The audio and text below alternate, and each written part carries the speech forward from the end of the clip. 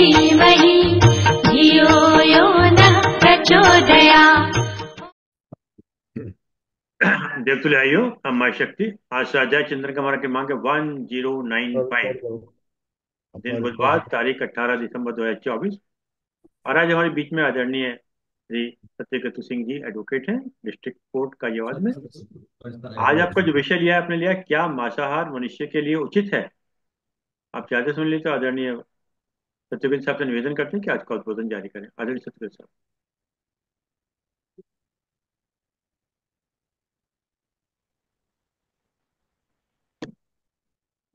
जी अरविंद जी।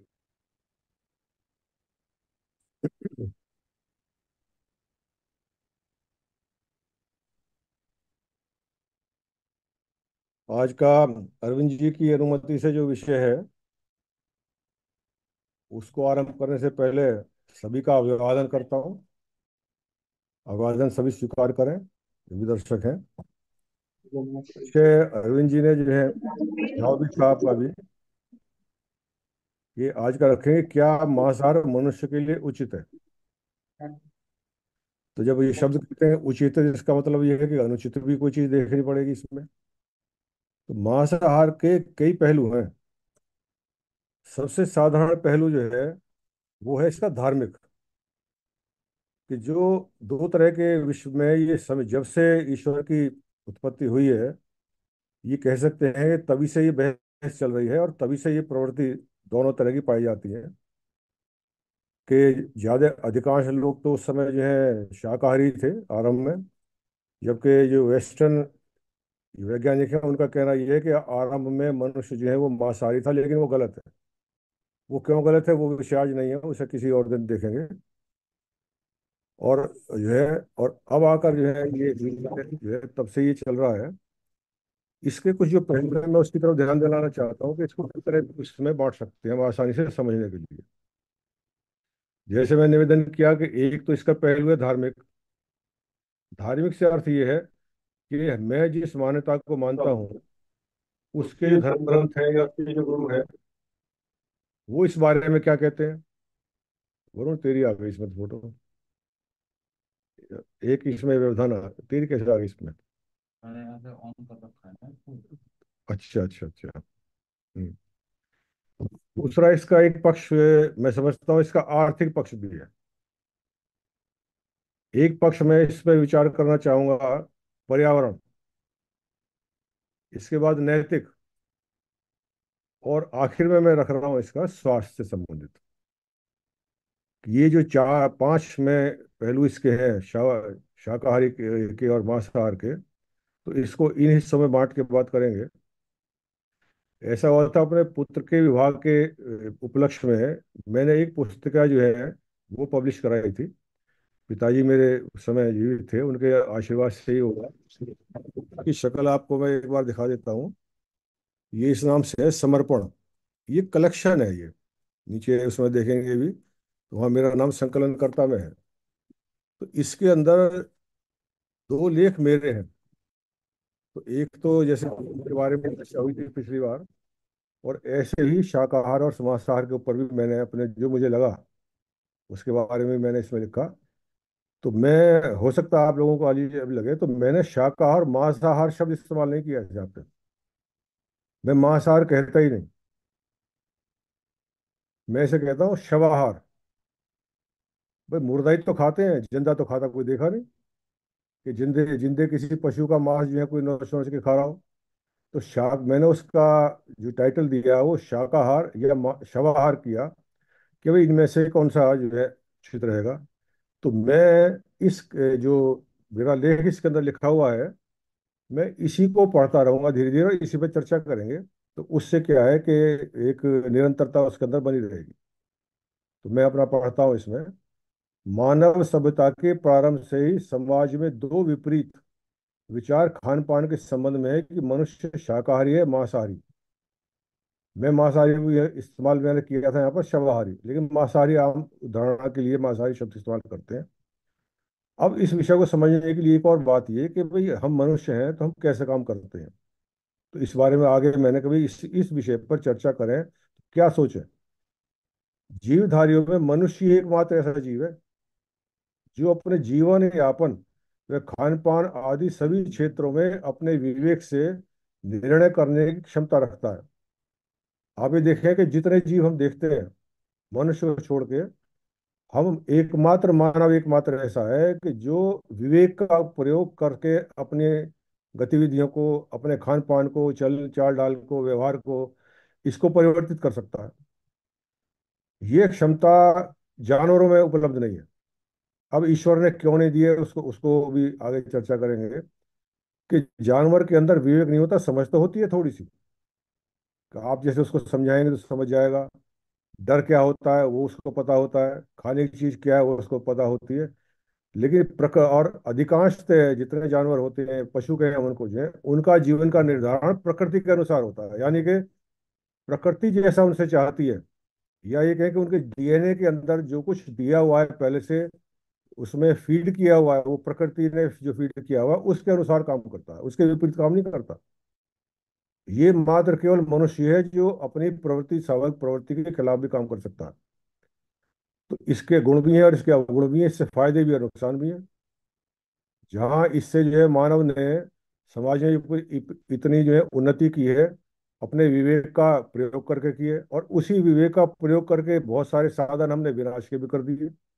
रोज समाज में देखते हैं जगह जगह हिंसा हो रही है, धर्म के नाम पे हो रही है, लूट खसोट होती है, कहीं युद्ध होते हैं। ये प्रवृत्ति पशु में नहीं होती, ये तो मनुष्य के हाथ में ही है।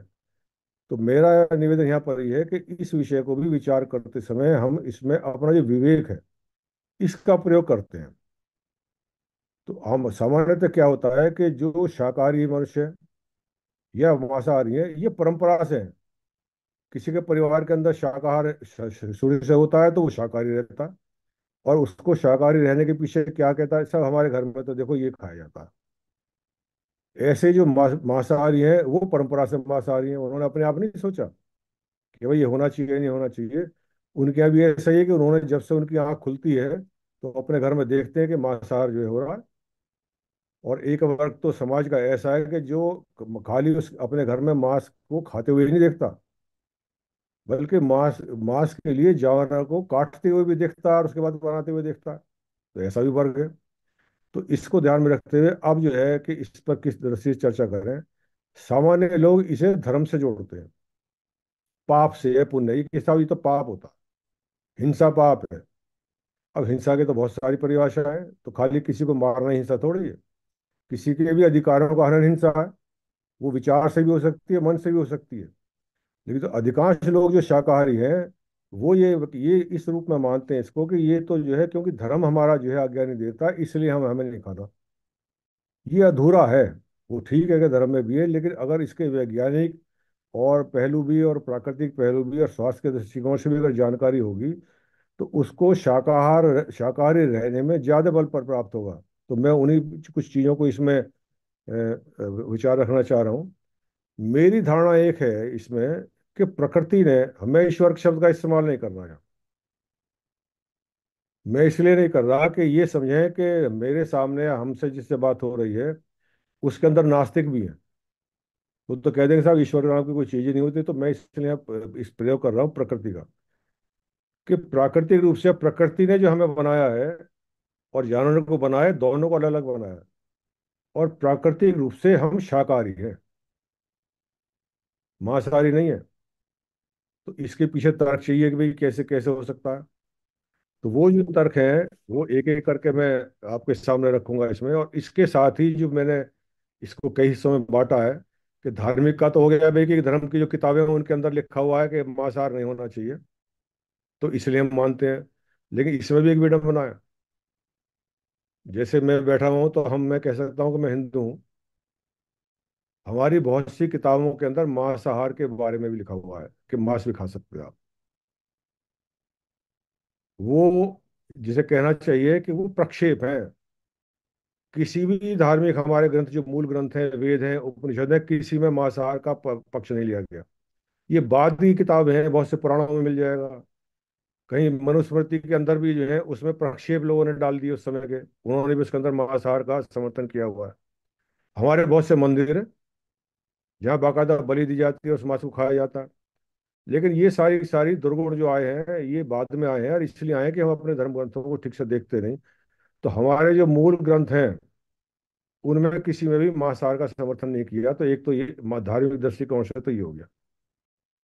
अब इसका आर्थिक पहलू, इसको भी मैं थोड़ा सा बाद में लूंगा।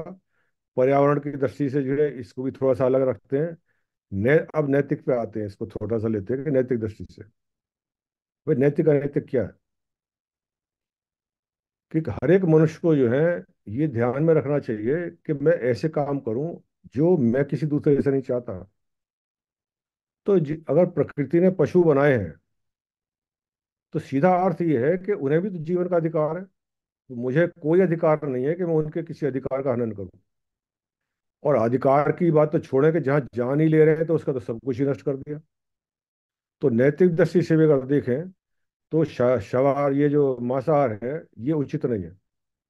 अब इसके अंदर ये कि जैसे मैंने कहा कि प्राकृतिक रूप से ये मनुष्य को जो प्रकृति ने बनाया है ये शाकाहारी बनाया है, इसके साक्ष्य क्या हैं। मैं अब उन पर विचार करता हूँ, एक एक करके आपके सामने रखता जाता है। और ये साक्ष्य जो मैं आपके सामने रख रहा हूँ ये किसी धार्मिक ग्रंथ से नहीं है। ये ऐसे हैं कि हर कोई मनुष्य जो है जानता, ध्यान नहीं दे पाता। अब उस अंतर को देखें, और जिस जिससे अब इस पैमाने पर हम करेंगे। अब जैसे मैं एक एक करके कर रहा हूँ कि प्रकृति ने मांसाहारी और शाकाहारी की शारीरिक रचना बिल्कुल अलग अलग की है। अब उसको उदाहरण देखें। प्रत्येक शाकाहारी, मैं मानव को जैसे जान रहा हूँ, जैसे मानव, अब पशुओं में भी बहुत से शाकाहारी हैं। गाय, भैंस, हाथी, बकरी आदि को पसीना आता है, ये पहली पहचान है कि जितने शाकाहारी पशु हैं, मनुष्य को भी अगर पशु मान लें, सबको पसीना आता है, सारे शरीर में आता है। लेकिन प्राकृतिक रूप से जितने मांसाहारी हैं, जो जिनका जीवन जो है वो मांस पर है कि मारते हैं और खाते हैं, उनमें किसी को पसीना नहीं आता। और ये आप टेस्ट भी कर सकते हैं कि गाय है, भैंस है, इन्हें भी पसीना आता है, हाथी को भी पसीना आता है। जब ये गांव में लोगों ने देखे अगर जो है, तो जैसे भैंसा होता है बुगी में जो जुड़ा रहता है, बैल जो है जब उसमें चलते हैं, जब जैसे थकता है तो बाकायदा पसीना आता है उसको भी। लेकिन ये पसीना जो है मांसाहारी को नहीं आता। अब जैसे उदाहरण देखिएगा कि मांसाहारी शारी इसको जो है शाकाहारी को क्यों आता है पसीना। कि हमारी जो स्किन है, हमारी जो खाल है, इसमें अरबों संख्या में ग्रंथियां हैं पसीने की, जिनसे पसीना निकलता है। ये ग्रंथियां मांसाहारी जितने जानवर हैं, पशु हैं, उनमें ये ग्रंथियां होती ही नहीं है। तो पसीना निकलेगा कैसे, जब तक उसकी ग्रंथि नहीं है तो नहीं निकलेगा। जैसे उदाहरण मैं दूं, कुत्ता है, भेड़िया है, शेर है, इन्हें पसीना नहीं आता। और कुत्ता तो हम समाज में रोज देखते हैं, अपने पास देख सकते हैं कि कुत्ते को आप कितना ही भगाइए, हाफ तो जाएगा, जीभ उसकी बाहर को आ जाएगी, जीभ में से पानी टपकने लगेगा, लेकिन उसकी खाल के ऊपर हाथ फेरेंगे तो वहां पसीना नजर नहीं आएगा। अब उसकी वजह क्या है कि उसमें पशु जितने भी मांसाहारी पशु हैं उनमें ये ग्रंथियां होती नहीं। तो ये बनाया किस लिए पसीना जो है, ये एक्चुअली में ये प्रकृति में हमारा कूलिंग सिस्टम है। ये शरीर की जो अतिरिक्त गर्मी होती है ये उसको निकालने के लिए है पसीना, और गंदगी को भी निकालने के लिए होता है। तो सवाल ये उठता है कि वो जो मांसाहारी हैं उन्हें आवश्यकता नहीं है, उन्हें भी है। वो कहाँ से की। मांसाहारी पशु जितने होते हैं उनकी जीभ, ये कूलिंग सिस्टम का काम उनकी जीभ करती है। जितने मांसाहारी आप देखेंगे सब के सब जो है अक्सर वो उनके मुंह खुले रहते हैं, जीभ बाहर को होती है, जीभ लंबी होती है, और वहां से पानी भी टपकता है। यानी कि कूलिंग उसमें जो है, क्योंकि वाष्पीकरण होता है या उसमें थूक का, तो वो जीभ ठंडी होती है। और ठंडी होती है तो जितना उसका ब्लड आता है उसके अंदर सर्कुलेट होता है, वो शरीर को ठंडा रखता है। तो जितना ज्यादा वो थकेगा उतना ही तेजी से हाँफता है। तो वो उसकी जो कूलिंग सिस्टम है वो फेफड़े के अंदर से है, जल्दी जल्दी सांस लेगा तो ब्लड जो है वहां से ठंडा होता है, और मुंह में जो इसके माध्यम से कूलिंग सिस्टम उसका काम करता है। तो एक तो अंतर ही है सीधा सीधा। अब दूसरा अंतर क्या है जो मेरी दृष्टि में है, कि मांसाहारी जितने पशु हैं ये कोई भी तरल पदार्थ जो होता है उसको शक नहीं कर सकते। जैसे हम करते हैं ना, हम तो स्ट्रॉ भी डालते हैं, कोई कूलिंग जो जैसे कोई कोल्ड ड्रिंक होता है उसमें स्ट्रॉ डालते हैं और उसको हम शक कर लेते हैं। ये क्षमता किसी मांसाहारी पशु में नहीं है। ये केवल शाकाहारी में ही है। जैसे तालाब पे जाएं आप, वहीं देखें, तालाब के बराबर में एक कुत्ता भी हो और एक गाय या बकरी है, तो दोनों के पानी पीने में आपको अंतर साफ दिखाई दे जाएगा। कुत्ता जो होता है वो जीभ को निकाल के लप लप लप करता है, पानी को बखेरता हुआ सा, मतलब पानी की वो जीभ सी बनाता है, उससे पानी को अंदर करता है, शक नहीं करता। और गाय जो है या बकरी है, वो उस पर मुंह लगाती है और उसमें शक करती है, आवाज नहीं आती उसकी, पानी पानी के पीने की जो है। ऐसे मनुष्य जो है, हम भी हैं, शक करते हैं हम। वो तो, और लेकिन मांसाहारी पशु जितने होते हैं, वो सब के सब वो अपनी जीभ से लप लपा के उसको जो है, जीभ को बाहर निकाल के उस पर जितना पानी आ जाता है, या उसकी एक चम्मच से घुमा के बनाते हैं, उससे पीते हैं, तो चप चप की आवाज आती है हमेशा जब भी आती है। तो ये एक ये अंतर हो गया, ये हम कहीं भी देख सकते हैं।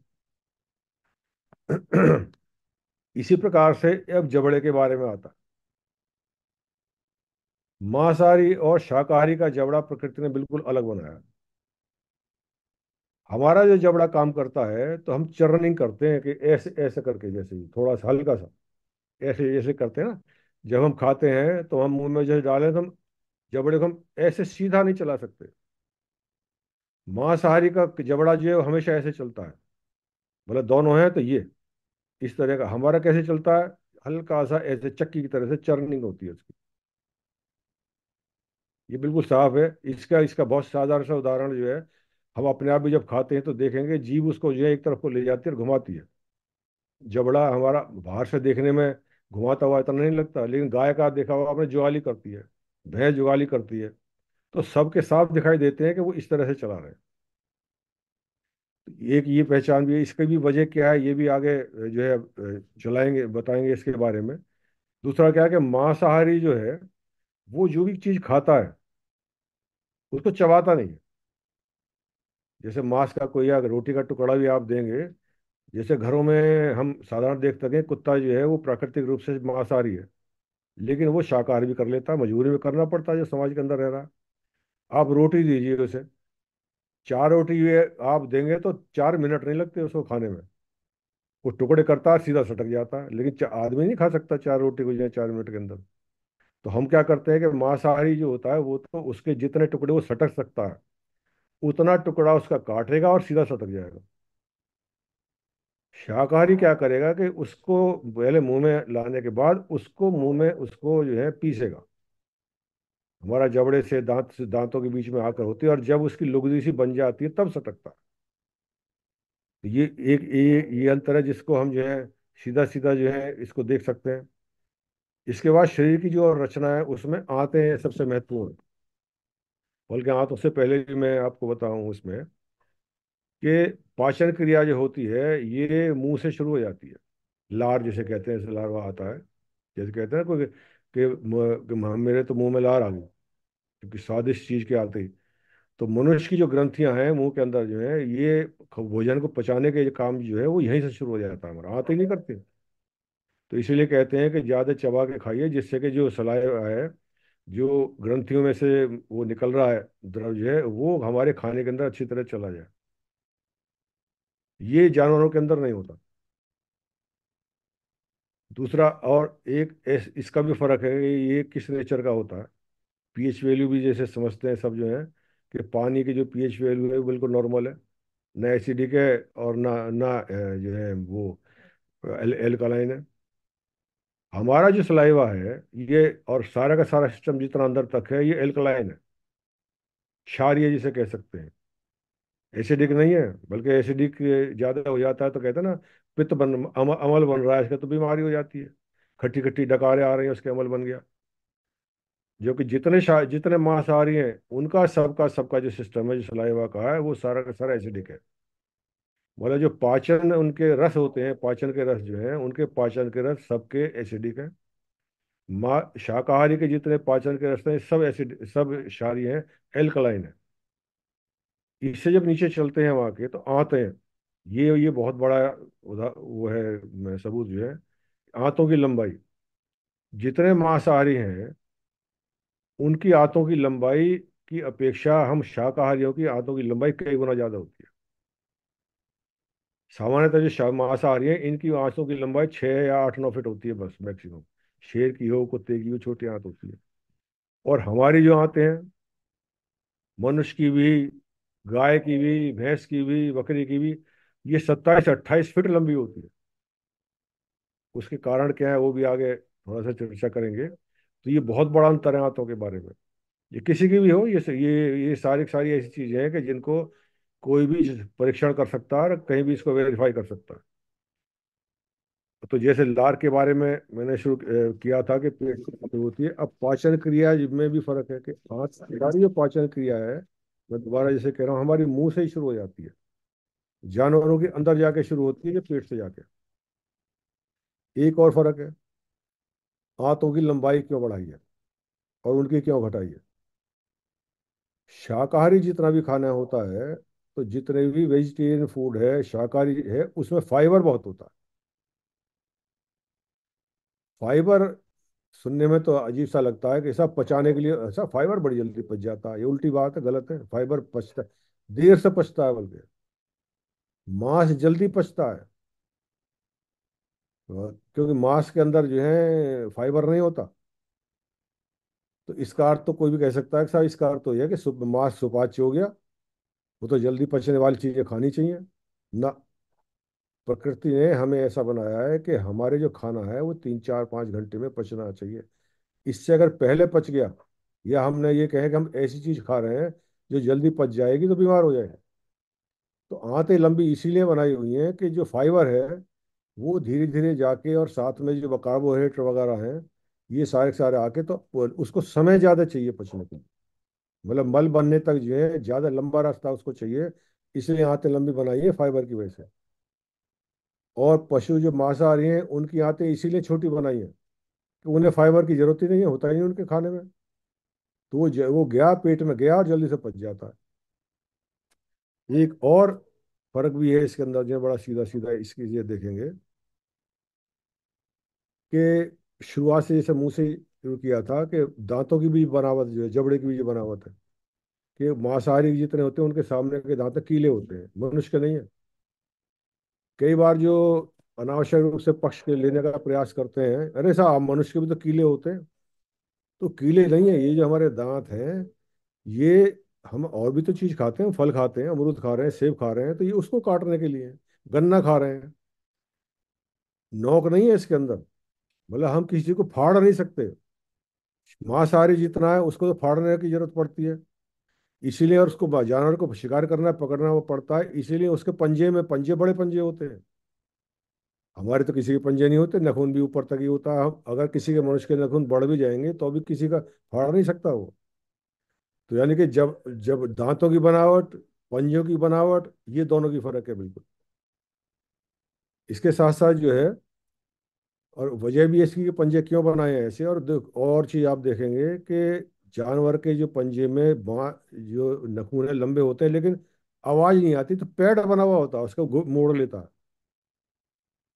जो गुदगुदा सा होता है, जिससे कि जो उसे शिकार करना है तभी ये केवल शिकार करने के लिए निकालता है बाहर अपने उसको जो है पंजे पंजे के नखूनों को।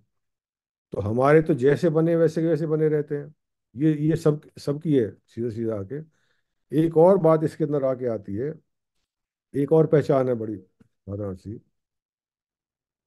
शाकाहारी मनुष्य का जो स्टूल है, मल है, उसकी मात्रा कंपेरेटिवली मांसाहारी पशु से ज्यादा होती है।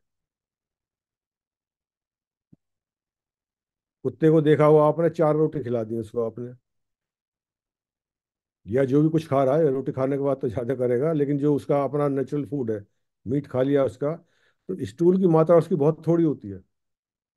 और शाकाहारी जितने भी होते हैं, मनुष्य हो, गाय है गोबर करती है कितना करती है, हाथी और ज्यादा करता है। तो ये भी अंतर इसलिए क्योंकि स्टूल के अंदर जो मैक्सिमम पार्ट होता है उसका, जो होता है हमारे अभी सबका शाकाहारियों का, वो फाइबर, बचा हुआ फाइबर होता है। तो क्योंकि फाइबर ज्यादा चाहिए हमें, तो फाइबर निकलता है उसके साथ निकल के, आंतों में से होता हुआ, आंतों को साफ करता हुआ। और इसकी जरूरत मांसाहारी को नहीं होती, इसलिए स्टूल की मात्रा उसकी कम होती है। अब ये तो था उसके बीच में, और एक और भी आप देखेंगे पहचान। शाकाहारी जितने हैं, मनुष्य है, पशु हैं, उनके जब भी संतान उत्पन्न होती है, उसकी आंखें खुली हुई रहती है। रोएगा, आवाज आएगी।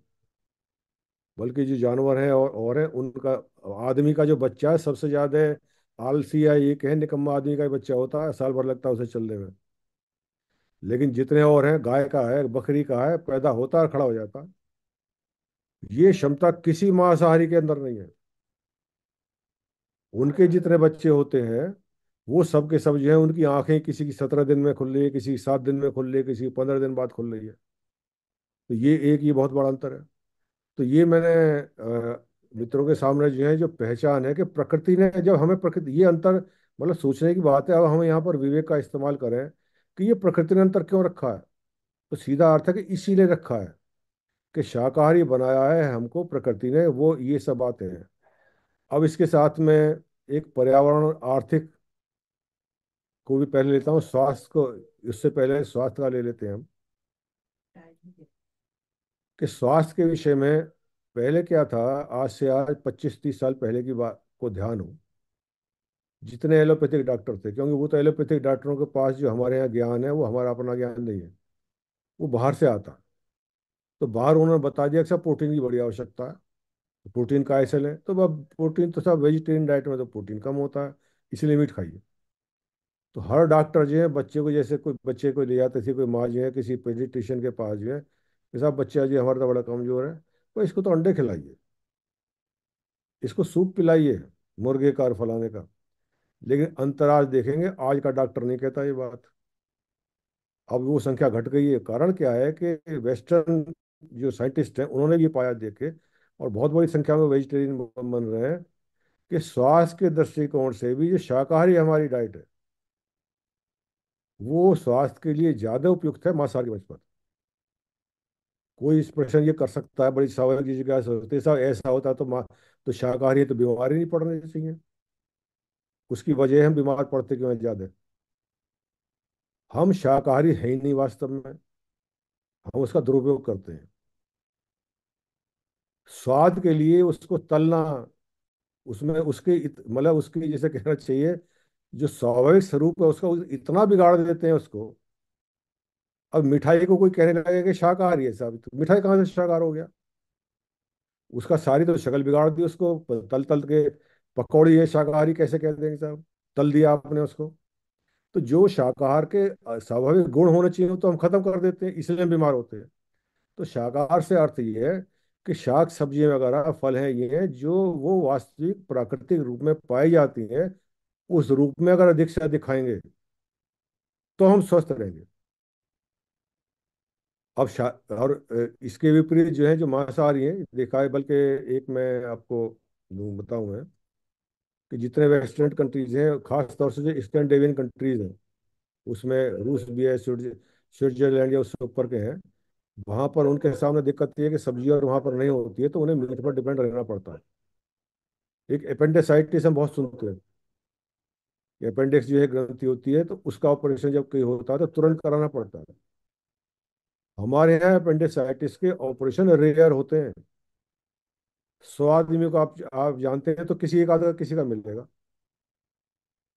मांसाहारी के अंदर जो है ये 90% के अपेंडिक्स के ऑपरेशन रहते हैं आपको। मतलब रूस के अंदर, ये मेरा मित्र वहाँ डॉक्टर रहा हुआ, तो क्या बोले ये तो बड़ा नॉर्मल है। तो जितने मांसाहारी होते हैं उनके अपेंडिक्स के ऑपरेशन, अपेंडिक्स जो है कि जो ग्रंथि है उनको निकालनी पड़ती है बहुत जल्दी से। तो ये स्वास्थ्य के दृष्टिकोण से भी, क्यों अब तो ये बड़ी जागरूकता आ रही है कि शाकाहार जो है इसको लोग ये अपनाने लगे हैं। तो और इसके साथ अब इसमें इसका, क्योंकि समय के दृष्टिकोण से भी जो दो इसके और पक्ष हैं, आर्थिक और पर्यावरण, इस पर विचार हमें करना चाहिए। आर्थिक में सबसे पहले क्या है कि मांसाहारी जितने भी पदार्थ समाज में मिलते हैं बाजार के अंदर, उनकी कीमत में और शाकाहारी की कीमत में जमीन आसमान का फर्क है। शाकाहारी आदमी 10 रुपए में भी पेट भर लेगा। बाजार में चला जाए, लौकी ले ले, टमाटर ले ले, कच्चा खीरा ले ले, रोटी भी एक दो कहीं से मिल जाएगी, मतलब 10 में नहीं होगा 20 में हो जाएगा, लेकिन मांसाहारी का नहीं पड़ सकता। अगर उसे शुद्ध मांसाहार पर डिपेंडेंट अगर रहना है तो जमीन आसमान का फर्क फर्क है। अभी कोई मित्र मेरे कई है मांसाहारी हैं, तो उनसे मैंने वैसे पूछा कि भाई ये मुर्गा क्या भाव आता है एक, जिसमें 1 किलो का होता है उसमें से आधे से ज्यादा कबाड़ा निकल जाता है, तो 250-300 रुपये से नीचे मुर्गा नहीं मिलता, एक आदमी खा जाए। मटन जो बकरे का मीट है, 700 600 600, मतलब घी से ज्यादा कीमत है उसकी। तो आर्थिक दृष्टिकोण से भी देखें उसको जो है, तो शाकाहार जो है, ये गरीब आदमी भी है वो शाकाहारी रह के जी सकता है, मांसाहारी रहना मुश्किल है उसके लिए। अब एक और इसका बहुत बड़ा पक्ष है पर्यावरण का। ये सुनने में सामान्य आदमी को अजीब सा लगेगा कि पर्यावरण से क्या संबंध है। पर्यावरण से और अर्थ से सीधा संबंध है इसका। एक मैं अभी देख रहा था, पीछे चार्ट भी आया था कि हमारे यहाँ आबादी बढ़ने के साथ साथ में पानी की बहुत बड़ पानी की और जमीन की समस्या पैदा हो रही है। पर्यावरण के अंदर जो है, जो जहरीली गैसें हैं उनकी भी समस्या पैदा हो रही है। शाकाहारी पशु ये जिनका मीट खाया जाता है, इनको अप्राकृतिक रूप से इनकी संख्या बढ़ाई जाती है।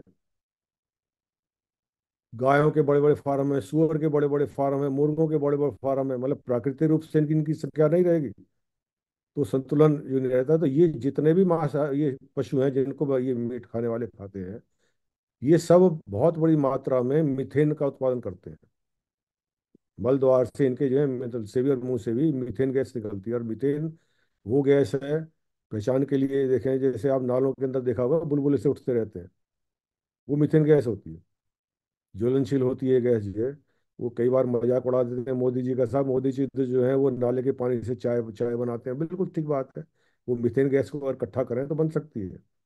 तो मीथेन जो है पर्यावरण के लिए, ये स्वास्थ्य, ये बहुत खराब गैस, जहरीली गैस है। तो मीथेन का उत्पादन जो है, ये जितने मांसाहारी लोगों को खाने के लिए जो है ना, अप्राकृतिक रूप से इनका पालन करना पड़ता है बड़े फार्म का, तो मीथेन गैस का जो है वो उत्पादन इससे ज्यादा होता है। तो अगर ये इसके साथ साथ दूसरा आर्थिक पक्ष और है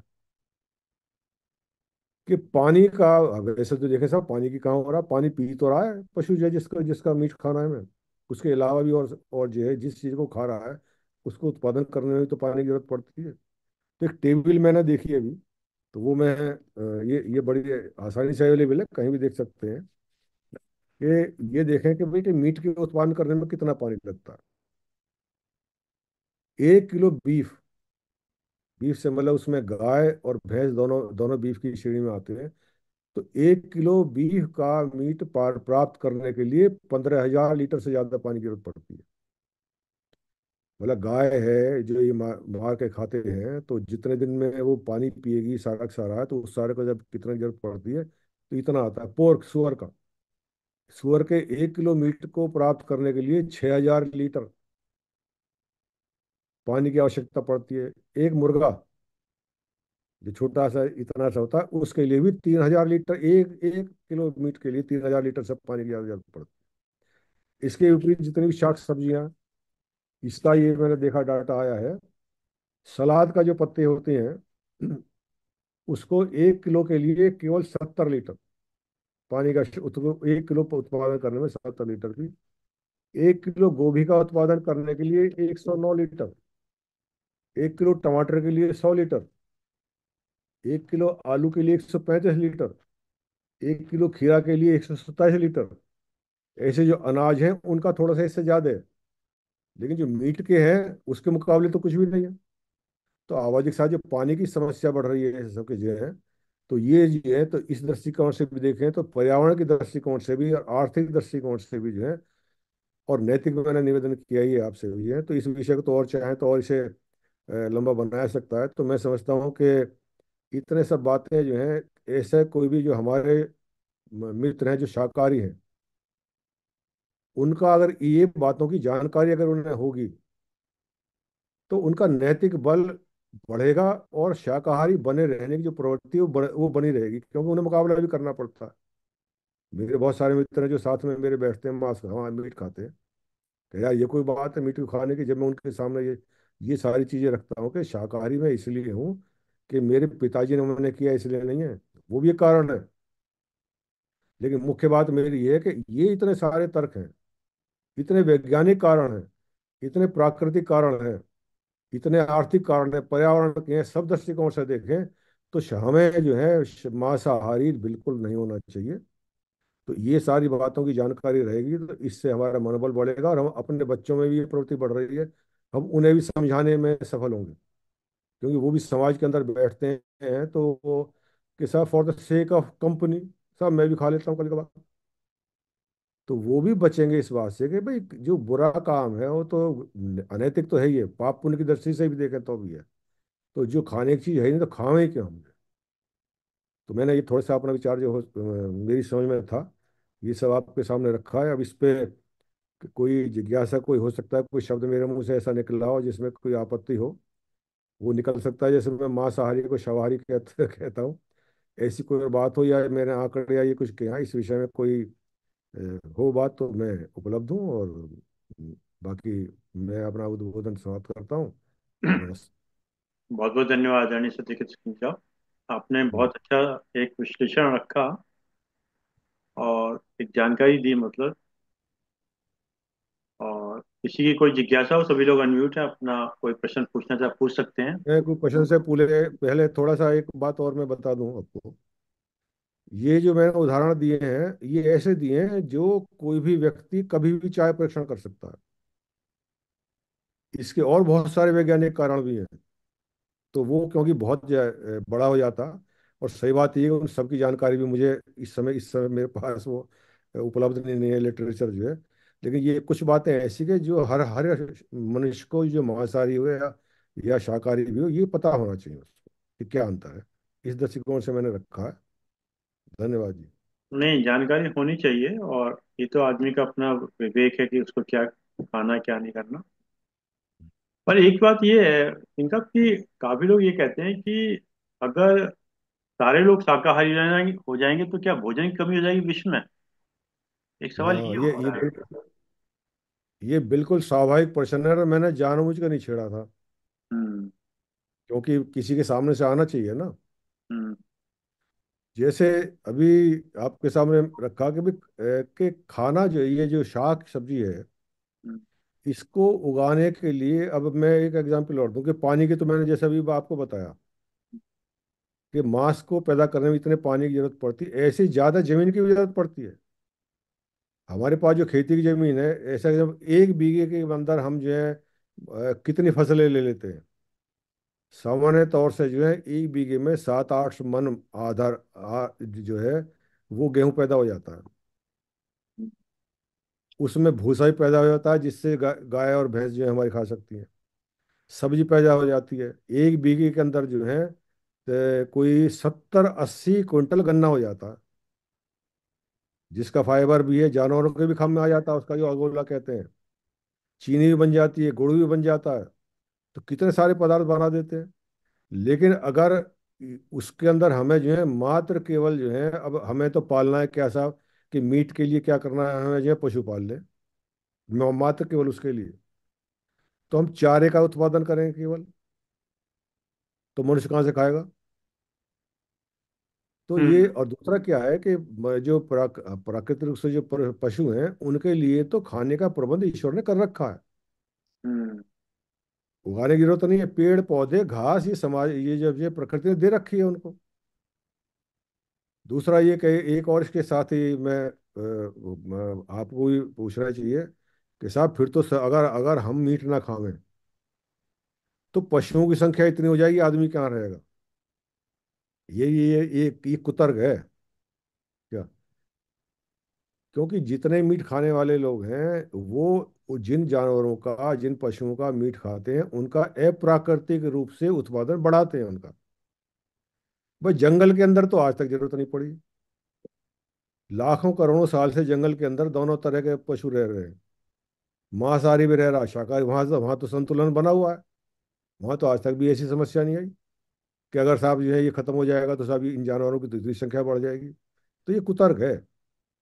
तो ये तो अप्राकृतिक रूप से क्योंकि संख्या बढ़ाते हैं हम।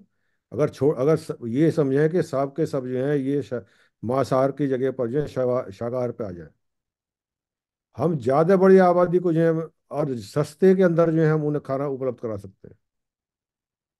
ये तो वैज्ञानिक डाटा है और कोई भी देख सकता है इसको। पर ये भी कहते हैं जो लोग समुद्र के किनारे रहते हैं उनके लिए जो खाते हैं वो लोग, वहाँ इतने पैदावार नहीं होती है। वो जो फिश लेते हैं कैसे करते हैं? देखिए, इससे भी और आगे चले थोड़ा सा। जो समुद्र के किनारे रह रहे हैं, ये बिल्कुल ठीक बात है कि वो जो समुद्र में पैदा होता है, जिसे सी फूड कहते हैं, हम्म। उसे खाते हैं। एक आप देखें, अंटार्कटिका चले जाएं, रशिया के ऊपर वाले पूर्त में चले जाएं, वहां तो संभव ही नहीं है, कुछ पैदा ही नहीं होता। हम्म। वो जानवर खाते हैं। तो इसके एक तो ये कि मनुष्य, ईश्वर ने या प्रकृति ने जो मनुष्य को बनाया है, ये सामान्यतः जहाँ जहाँ वो बिना कपड़े पहने हुए रह सकता है, मूलतः तो इस रूप में बनाया है। हम्म। हम जानबूझ के ठंडे इलाके में चले जाते हैं जहाँ -30 है। हम्म। प्रकृति ने नहीं, मनुष्य को प्रकृति ने वहां पैदा नहीं किया। मनुष्य का जन्म जो हुआ है वो ऐसी जगह पर हुआ है जहां पर के मौसम की मार को वो बिना कपड़ों के सह सकता हो। हम्म। तो हमने तो अपने विवेक से वहां जाके पहनना शुरू कर दिया, तो अपनी मजबूरी बना दी, तो ठीक है। ऐसे ही जो समुद्र के किनारे रहने वाले हैं, ये बात बिल्कुल सही है। आप कीजिए, तो समुद्र के किनारे रहने वाले भी ये गलत है। समुद्र के किनारे जमीन जमीन ज्यादा है, समुद्र ज्यादा है। भाई, समुद्र में आपको पकड़ने के लिए कितना मतलब जो मछुआरे हैं वो नाव जब ले जाते हैं तो 50-50 किलोमीटर दूर तक जा रहे हैं, वहां से पकड़ के ला रहे हैं। जबकि उसके अगर एक तरफ समुद्र है, दूसरी तरफ जमीन है। और समुद्र के किनारे तो है साहब, जो नारियल है आपके पीछे, जो आपके मैं देख रहा हूँ जो चल रहा है, नारियल के पेड़ हवा आ रही है। प्रकृति ने इतने साधन उपने बना रखे हैं, मतलब कैसा अद्भुत फल है। एक नारियल, पानी भी पीजिए उसका, निकाल के गिरी भी खाइए उसकी। तो ये कि समुद्र के किनारे रहने वाले की भी मजबूरी है कि वो समुद्र में से मछली पकड़ के खाए, ऐसा कोई जरूरी नहीं। वो शाकाहारी निश्चित रह सकता है, लेकिन मनुष्य की प्रवृत्ति है कि वो कोशिश करता है जाके। तो वो बाई बाई चॉइस है, वो बाय चॉइस। व्यवस्था नहीं कोई खाए, जी। तो जानबूझ के कर रखा है। मतलब कहने की वजह ये है कि हम, परमात्मा ने हमको जो बनाया है वो किस तरीके का बनाया है, क्योंकि जो गाय है वो नॉन वेज नहीं खा सकती और शेर जो है वेज नहीं खा सकता। स्वाभाविक रूप से। स्वाभाविक रूप एक से। और इसका एक और पहचान है। हम्म।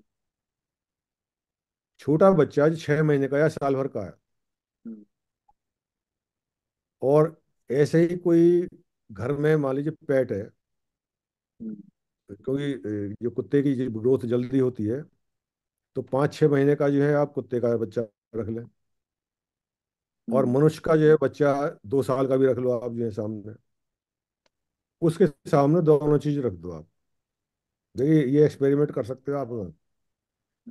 फल भी रख दीजिए, कुछ मीठा भी, मीठा तो खैर वो भी खा जाएगा।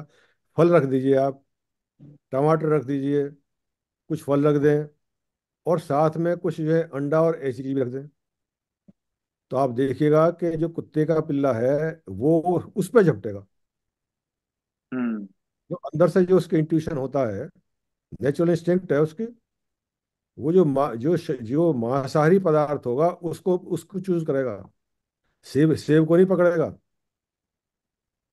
ऐसी गाय के बछड़ा हो, उसके सामने रख दो दोनों चीजें, खाए मुंह भी नहीं लगाएगा।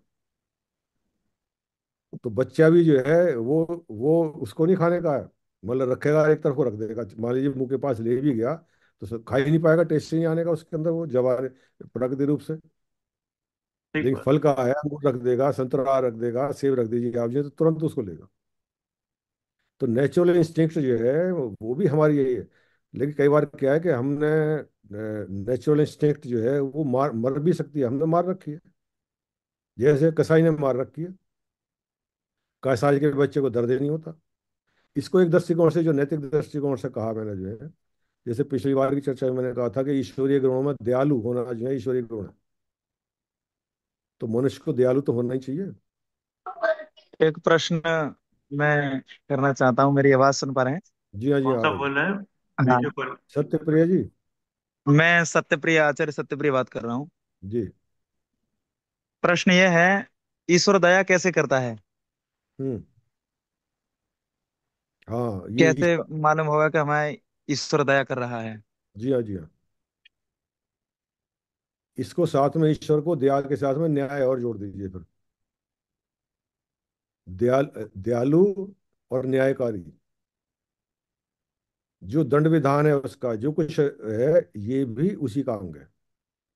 इसे इसे हम साधारण, जैसे कि मैं कोर्ट में वकालत करता हूँ, हमारा जो जज है वो जो सजा दे रहा है वो दया कर रहा है वो समाज पे। दया का अर्थ ये नहीं है कि अपराधी को छोड़ दे। अपराध की सजा देना भी दया है। कितनी देनी है उसके हिसाब से देना है। तो दया का अर्थ ये बिल्कुल भी नहीं है कि जो है आपके सामने अन्याय हो रहा तो छोड़ दो आप जो है। आपके कान पे चांटा मारे तो दूसरे को छोड़ दो, तो सब दया कर दी हमने। तो दया का अर्थ ये सामान्यतः हम जो लगा लेते हैं वो ये नहीं है। तो किसी के भी अधिकार का हनन ना करें, ये भी दया है। पंडित, ये जी। राधेश्याम दीक्षित साहब कुछ पूछना चाह रहे हैं, मैंने कहा हाथ खड़ा किया हुआ है। तो ऋषि दयान के कथन अनुसार ये बात सही है? क्या? जैसे ऋषि दयान को जहर दिया, उन्होंने माफ किया, बड़ी जी। यातनाएं दी, माफ कर दिया, हम्म। तो जी। क्या ऋषि दयान को उनको प्रत्युत्तर देना चाहिए था उस समय? हाँ, बिल्कुल बिल्कुल, बड़ा अच्छा सवाल है आपका। देखिए यहाँ पर क्या है, दया भी दो तरह की है, न्याय भी दो तरह का है। जी। हम बच्चे को ले लें। बच्चे ने गलती कर दी, हम्म। हमें प्रेम भी है उससे बहुत जो है, तो हम दो काम कर हम्म। सकते हैं। एक तो एक हमने उसके चांटा मारा, उसको दंड दे दिया। एक एक हमने उसे एहसास कराया, जिसे कहते हैं कि अच्छा चल चल बेटे प्रायश्चित कर। तो किसी के अंदर जो है, क्योंकि स्वामी दयानंद ने जो उसको जब छोड़ा था तो इसलिए करा था, उसे अपने ऊपर ये पश्चाताप हुआ कि मेरे से बहुत बड़ा अपराध हो गया। अपराध बोले तो ना, ठीक है बेटे ये ले और अब जाओ। दूसरा क्या है कि दंड देना, हर हर व्यक्ति दंड देना भी हर व्यक्ति का काम नहीं है कि हर आदमी फिर तो हर आदमी डंडा लिए फिरेगा जाके। तो वहां पर ये कि भाई उसके साथ दंड क्यों नहीं दिया। दूसरे उसने सेवा भी तो की थी कितने साल तक, तो क्या उसको भूल जाए। जो स्वामी दयानंद का रसोइया था, क्या सेवा नहीं की उसने? तो उन्हें ये लगा कि भाई देखो इसने सेवा भी तो की है, इसने पाप कर दिया है और ये पश्चाताप कर रहा है, तो ठीक है भाई हमने माफ कर दिया तुम्हें। माफ करना, माफी कह सकते हैं। ये भी वीर व्यक्ति कर सकता है, ये कमजोर व्यक्ति नहीं कर सकता। आर्य जी, कुछ तो ऐसे लोग हुए जिन्होंने सेवा भी नहीं की, उन्होंने तो यातनाएं ही दी हर तरह से। हुए, ठीक है, तो अब ये समाज का काम था। मतलब आप ये समझ रहे हैं कि स्वामी दयानंद दंड भी साथ में देते हैं। तो अगर स्वामी दयानंद दंड देने में ही लगे रहते तो जो काम स्वामी दयानंद कर गए थे, तो हम हमारे जैसे चेले, आपके जैसे चेले अगर स्वामी दयानंद जी के साथ ही, उनका काम था दंड देना, वो देते दंड उन्हें। और सब उनको तो काम मना किया था। है। ऋषि दयानंद ने तो उनको भी मना कर दिया था कि इनको दंड मत दो। इसलिए कि प्रायश्चित करना भी जो है, किसी किसी को प्रायश्चित की प्रवृत्ति भी उसके अंदर आए, ये अलग बात है। लेकिन विषय आपने अलग छेड़ दिया है, ये आज आज विषय है ये आज मैं का समझ। विषय, मैं ये विषय ये नहीं है आज का, थोड़ा सा वो एक अलग हाँ। हट जाएंगे हम सत, लोग। लेकिन सत्यकेतु मैं जी, जानूं। इनको मैं एक जवाब देना चाहता हूं मैं, हम्म। मान्यवर को, हम्म। कि ये जो कह रहे हैं कि दया करने से बड़ा दंड है ही नहीं, आदमी को जिंदा मार देता है। हम्म। बिल्कुल किसी सही। किसी पे दया करके वो आदमी जिंदा ही मर जाता है। बिल्कुल शर्म आती है उसको, पश्चाताप करता है। हाँ, मर बिल्कुल जाता है। सही। तो इसमें ज्यादा झंझट में मत पड़ो, जो चर्चा उससे जी लागू हाँ जी हाँ, रखो। वो चौधरी साहब टॉपिक अलग हट नमस्ते। जाएगा। चलिए हमारे चलिए, नमस्ते, राधेश्याम नमस्ते दीक्षित भाई साहब को। साहब। आज मैं नमस्ते बाई दादा, चांस बहुत खोला सुंदर तो जवाब आपका दिया। मिल गया, मैंने देखा ज्वाइन कर लो। जी। नहीं नहीं नहीं, बहुत अच्छा जवाब दिया। ये दया करना ही, मतलब माफ करना ही एक बहुत बड़ा दंड है। अगर वो दंड समझ जाएगा तो समझ नहीं जाएगा। नहीं, माफ करना ही नहीं, माफ करना भी, ये का हाँ। मतलब तो ये है कि सबको दे, सबको कर दो। ये ये भी एक दंड का विधान है। हथियार है। जी और बहुत दूसरे, राधेश्याम जी। ये पहले प्रश्न किया था अभी एक उन्होंने, कि जो भाई ईश्वर दया कैसे करता है। ईश्वर की दया तो हर वक्त दिखती है, आप जो करो आपकी चिट्ठी का जवाब आता है। अब उसका कोई डॉक्यूमेंटेशन या वर्णन किसी तरह कर लो। और तीसरा जो एक का आपने किया था शर्मा जी ने, कि अनाज खत्म हो जाएगा। ये जो पशु हैं, एनिमल हैं, ये हमारे उसको प्रोसेसिंग है। हमारे जो पशु हैं ये प्रोसेसिंग कर रहे हैं, वो भूमि का भोजन वो बना रहे हैं। भूमि पौधे का बना रही है, पौधा हमारा बना रहा है, और जानवर का बना रहा है। मांस अच्छा खाने के लिए तो चौधरी, पहले वो ना अनाज खाना पड़े। हाँ चौधरी चौधरी साहब, 1 मिनट में रोक रहा हूँ आपको। जी जी। आपके बारे में बता दूं, ये चौधरी साहब जो हैं जगपाल सिंह जी, ये बहुत बड़े वैज्ञानिक हैं कृषि से संबंधित। जो प्रश्न मुझसे आप कर रहे थे कि भाई कि ये तो खत्म हो जाएगा तो ये तो वो लोग हैं जो 1 बीघे में 10 की जगह पर 50 बीघे उगाने चाहिए जो है। तो इस प्रश्न का उत्तर इनसे बढ़िया तो कौन देगा। ठीक बात नहीं, है। ये मुझे बहुत ये अच्छा लगा क्लास ये चर्चा हुई है आज। मुझे बाई चांस खोल लिया फोन, मैंने देखा सत्यकेतु सिंह। ये जो मुझे चर्चा चल रही है, सभी महोदय जो कर रहे हैं, ये आज से बहुत प्रारंभ है, आगे तक चलती रहेगी। बहुत अच्छा विषय है। तो मैं आगे भी इस लिंक को मैं भेज दिया करूंगा, जो इस चर्चा में शामिल होना चाहे तो। ये जो है जो अरविंद शर्मा जी बैठे हुए हैं आपके सामने, ये सारा प्रयास उनका है। जी जी। और ये जी, नियमित चर्चा अलग अलग विषय पे ये अरविंद जी करते रहते हैं।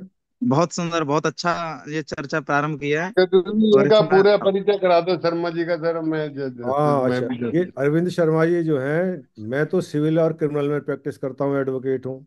अच्छा अच्छा। ऐसे ही अरविंद शर्मा जी जो हैं ये टैक्सेशन के में प्रैक्टिस करते इनकम हैं। और टैक्स। टैक्सेशन के हमारे यहाँ के जो अच्छे समझदार नैतिक रूप से कार्य करने वाले वकीलों में गिनती है इनकी। और आप हाँ सम गायत्री परिवार से जुड़े हुए हैं, और बहुत अच्छा। संपन्न। और अकेले नहीं हम्म हैं आप, ये इनका पुत्र है, वो हम्म इसी तरह से समर्पित है। हम्म। तो दोनों बहुत समय भी देते हैं, धन भी देते हैं समय के साथ, और अपना काम भी करते हैं। तो इस ये तरह अच्छा, के जी। अच्छा आदरणीय प्रयास है राजेश साहब, इनका। दीक्षित साहब कुछ कहना चाह रहे हैं कि हाथ खड़ा रेज किया हुआ है? दीक्षित जी, साहब हमारे बधाई। मैं जानकारी दे दूं साहब, हमारा ना आज क्लास 1095 है, ये अरविंद शर्मा फोरम है। आप जाएंगे तो वहाँ प्लेलिस्ट में सभी लोग के मिल जाएंगे हमारे यहाँ। और जी जी उसमें हमारे ज़्यादातर जो स्पीकर्स हैं वो ठीक है, मिशन से तो है ही हैं। Advocate, chart accountant, commission income tax member tribunal, जैसे हमारे राधे श्याम दीक्षित साहब हैं, ये लगातार एक क्लास जी लेते हैं हमारे यहाँ। तो इस तरीके से ये स्पीकर्स हैं, मेंबर ट्रिब्यूनल रिटायर्ड हैं, इस तरीके से लोग हमारे यहाँ हैं। और डिफरेंट सब्जेक्ट्स लेते हैं हमारे यहाँ ना, ये है। आप जी इसी जी। लिंक पर चाहें तो रोजाना ज्वाइन कर सकते हैं, डेली क्लास चलती है हमारी ना। जी सर। जी साहब, कुछ कहना चाह एक रहे दिन हैं? हम भी जी कुछ सर। आपके इस मिशन में भाई कभी जी। कंट्रीब्यूट करने का कोशिश करेंगे बिल्कुल सर। चौधरी जी। चौधरी साहब, एक दिन आपका आपका भी होना चाहिए इस पे। ये हाँ, किसान मैं जी सर। आपको प्रकृति प्रकृति मनुष्य और इनका जो मैंने अभी जो अपना अनुभव किया है हम्म, कि हम प्रकृति के नियम के अनुसार ना चल के सब गड़बड़ा दिया। उस पे मैंने बहुत अध्ययन किया है और उस पे नतीजे निकाले हैं। समस्या को समझ के उसको सोल्व किया। तो किस दिन चर्चा करेंगे उसमें, जी जी। मतलब। चौधरी साहब तो रिसर्च स्कॉलर हैं, इस पे हमेशा ये इनका अनुसंधान चलता रहता है। Sure sure. चलिए प्रणाम दीक्षा सर। कुछ जी कुछ कहना चाह रहे हैं प्रणाम जी सर? प्रणाम सर। हम्म। प्रणाम अच्छा। प्रणाम प्रणाम। सत्यकेतु जी। जी। आपको देख करके कुछ आश्चर्य सा मुझे हो रहा है। अ, सुखद सुखद सुखद। आश्चर्य हो रहा है मैं कि यही पूछने वाला था कि दुखद हो रहा है फिर। आपको चर्चा के लिए जो समय मिला है, जी। वो आपका समय अननेसरी छीना जा रहा है डिस्कशन में। नहीं जी ना। नहीं, आपकी जो बात हो रही है ना, हम्म उसके लिए पूरा समय मिले। हम्म और आप जो कह रहे हैं, अगर इसका एक शतांश भी कहीं हमारी बुद्धि में अगर आ जाए, हम्म। तो ये संसार तो स्वर्गलोक से ऊपर चला ही जाएगा। ना इसमें स्वर्ग है। इसमें कोई स्कोप बचेगा नहीं। ऐसी कोई बात नहीं है, ये तो ये नहीं, बात तो इतनी सी है, आपके नकारने से नहीं हो पाएगा।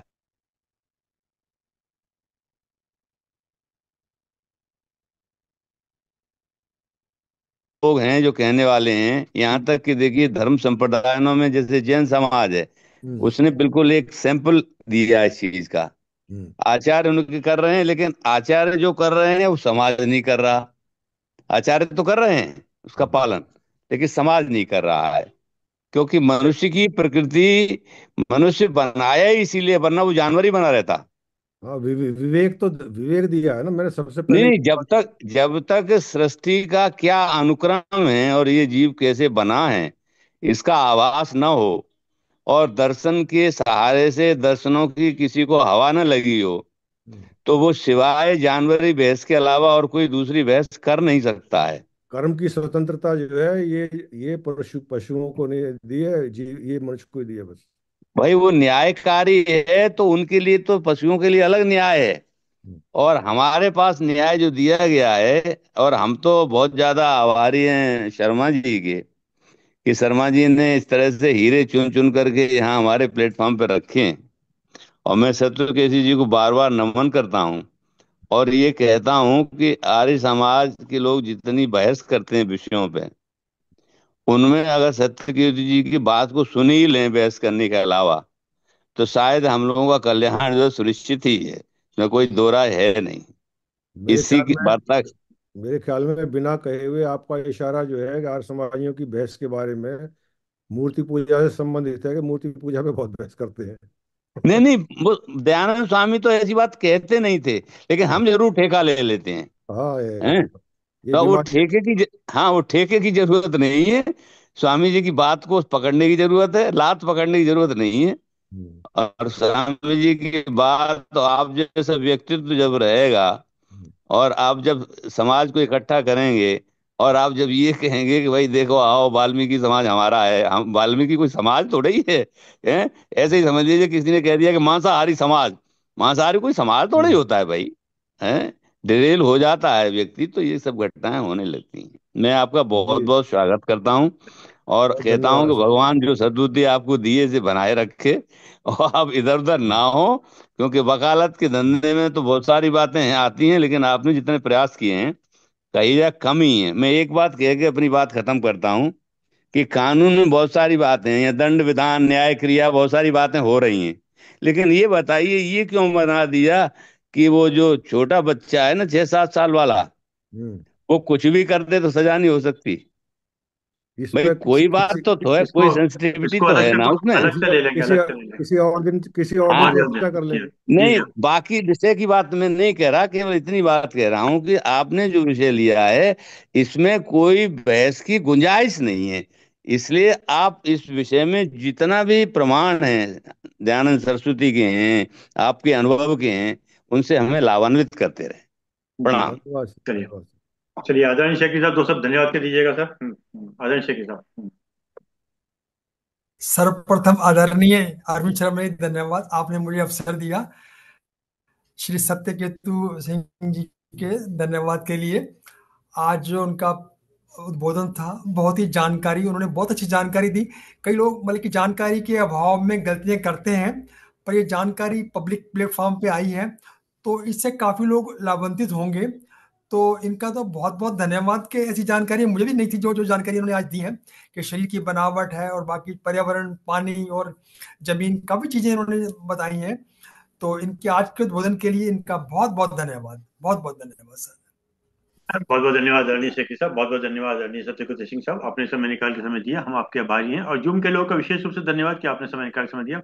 और जैसे कि एक विचार के साथ और 3 बार ओम के साथ अपनी बात समाप्त करते हैं। आज का विचार: इस बात का इंतजार मत करो कि चीजें कब आसान, सरल और अच्छी हो जाएंगी। इस बात का इंतजार मत करो कि कब चीजें आसान, सरल और अच्छी हो जाएंगी। जिंदगी हमेशा मुश्किलों से भरी होती है। जिंदगी बिल्कुल हमेशा भाई। मुश्किलों से भरी होती है। सदैव ये सीखने का प्रयास करो कि अभी खुशी कैसे प्राप्त हो सकती है। बहुत बहुत बढ़िया सर। बढ़िया। सदैव ये सीखने का प्रयास करो कि अभी खुशी कैसे प्राप्त हो सकती है, वरना आप इस समय की दौड़ से बाहर हो जाओगे। बहुत बढ़िया सर, बहुत वरना आप इस सुंदर समय की विचार दौड़ से बाहर हो जाओगे। ये चेतावनी भी आपकी बिल्कुल ठीक है। चेतावनी नहीं, विचार है सर ये। ये बाद वाली तो चेतावनी है, ठीक है। दौड़ से बाहर होने वाली बात है। आइए सब 3 बार उनका उच्चारण करते हैं। जी।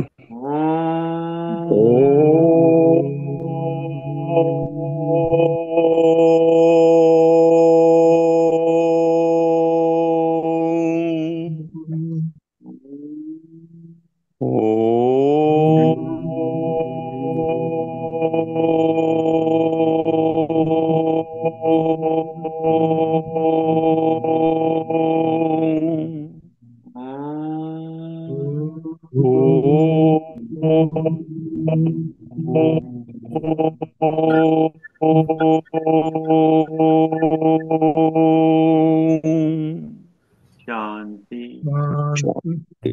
शांति, राम। प्रणाम, नमस्ते। शांति। शांति। सभी को प्रणाम, सभी को प्रणाम। प्रणाम प्रणाम।